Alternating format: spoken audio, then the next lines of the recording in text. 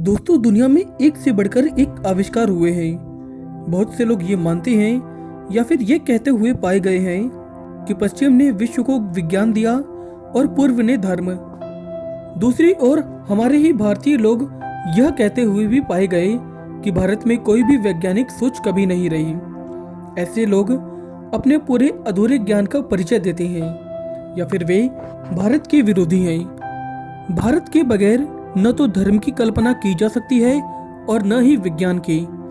हमारे भारतीय ऋषि मुनियों और वैज्ञानिकों ने कुछ ऐसे आविष्कार किए और ऐसे सिद्धांत गढ़े हैं कि जिनके बल पर ही आज के आधुनिक विज्ञान और दुनिया का चेहरा बदला गया है। सोचिए, शून्य नहीं होता तो क्या हम गणित की कल्पना कर सकते थे? दशमलव नहीं होता तो क्या होता?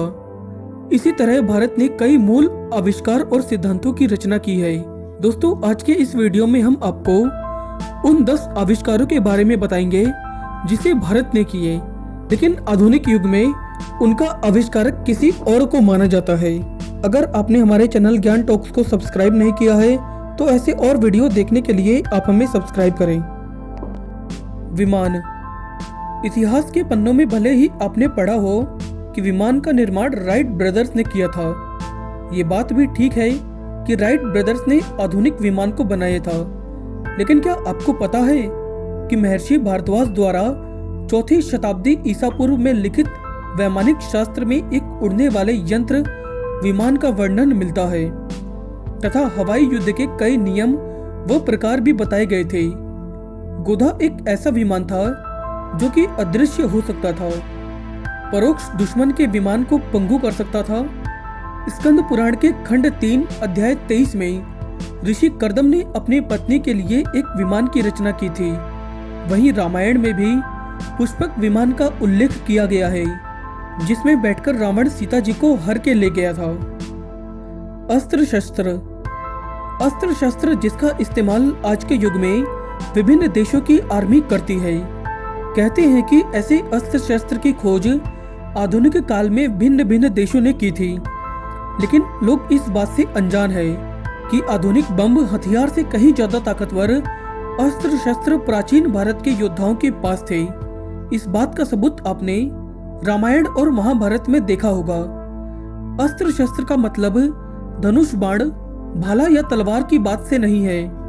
हम बात कर रहे हैं आग्नेय अस्त्रों की, जिसका निर्माण भारत में सदियों पहले हुआ था, जैसे कि आग्नेय अस्त्र, वरुणास्त्र, पाशुपतास्त्र, सर्पास्त्र, ब्रह्मास्त्र आदि अनेक ऐसे अस्त्र हैं जिसे वर्तमान समय में बंदूक, मशीन गन, तोप, मिसाइल, विषैली गैस तथा परमाणु भी कहा जाता है।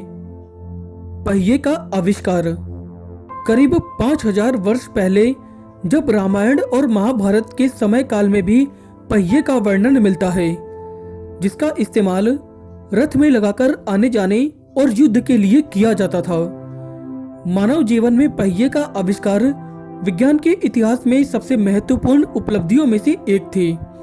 इस प्राचीन आविष्कार को आज भी विश्व की सबसे पुरानी सभ्यता सिंधु घाटी प्रमाणित करती है कि पहिए का निर्माण ईरान में नहीं, भारत में हुआ था। इसका सबूत दक्षिण भारत के कई प्राचीन मंदिरों में भी मिलता है।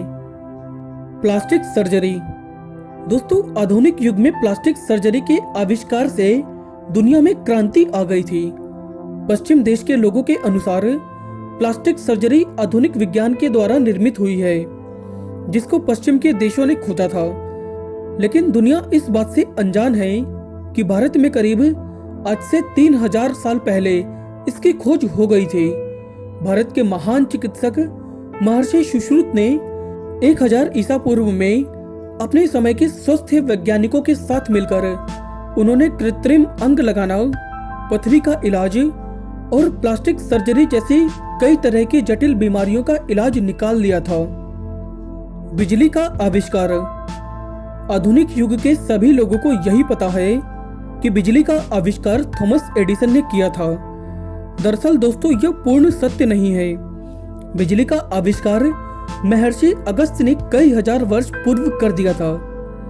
थॉमस एडिसन ने अपनी एक किताब में लिखा है कि एक रात जब मैं महर्षि अगस्त्य द्वारा लिखे एक संस्कृत के वाक्य को पढ़ते पढ़ते सो गया। उस रात मुझे स्वप्न में संस्कृत के उस वचन का अर्थ और रहस्य समझ में आया, जिसका अर्थ यह है कि एक मिट्टी का पात्र लें, उसमें कॉपर की शीट डालें तथा कॉपर सल्फेट डालें, फिर बीच में एक गीली लकड़ी की डस्ट लगाएं, ऊपर मरकरी तथा जिंक डालें, फिर तारों को मिलाएं तो उससे मित्रा वरुण शक्ति यानी कि इलेक्ट्रिसिटी का उदय होगा। बटन। दोस्तों, आपको यह जानकर भी आश्चर्य होगा कि शर्ट के बटन का आविष्कार भी भारत में हुआ है। इसका सबसे पहला सबूत मोहनजोदड़ो की सभ्यता की खुदाई के समय मिला था। खुदाई में बटनें पाई गई। सिंधु नदी के पास आज से 2500 से 3000 साल पहले यह सभ्यता अपने अस्तित्व में थी। हालांकि वर्तमान समय में यह क्षेत्र पाकिस्तान में आता है। जियामिति। दोस्तों, जियामिति जिसे ज्योमेट्री भी कहते हैं, बौधायन भारत के प्राचीन गणितज्ञ और शुल्ब सूत्र तथा शौच सूत्र निर्माता हैं।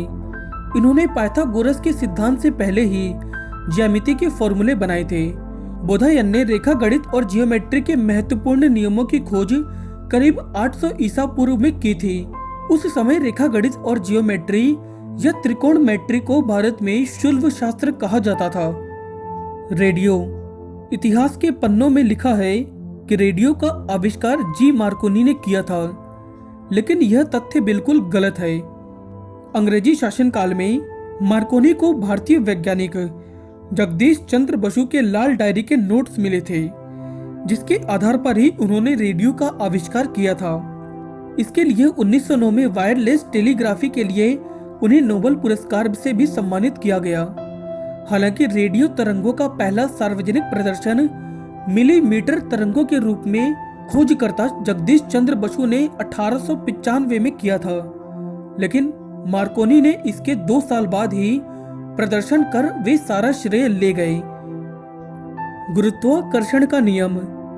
वेदों में गुरुत्वाकर्षण के नियम का स्पष्ट रूप से उल्लेख किया गया है, लेकिन प्राचीन भारत के सुप्रसिद्ध गणितज्ञ एवं खगोल शास्त्री भास्कराचार्य ने इस पर एक ग्रंथ लिखा, जिसका नाम सिद्धार्थ शिरोमणि है।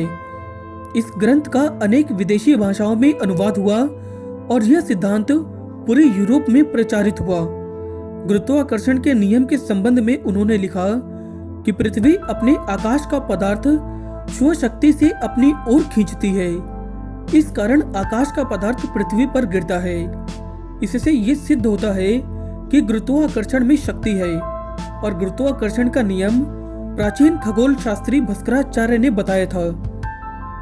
भाषा का व्याकरण। लगभग 500 ईसा पूर्व में पाणिनि ने दुनिया का पहला व्याकरण लिखा। पाणिनि ने भाषा के शुद्ध प्रयोगों की सीमा को निर्धारित भी किया।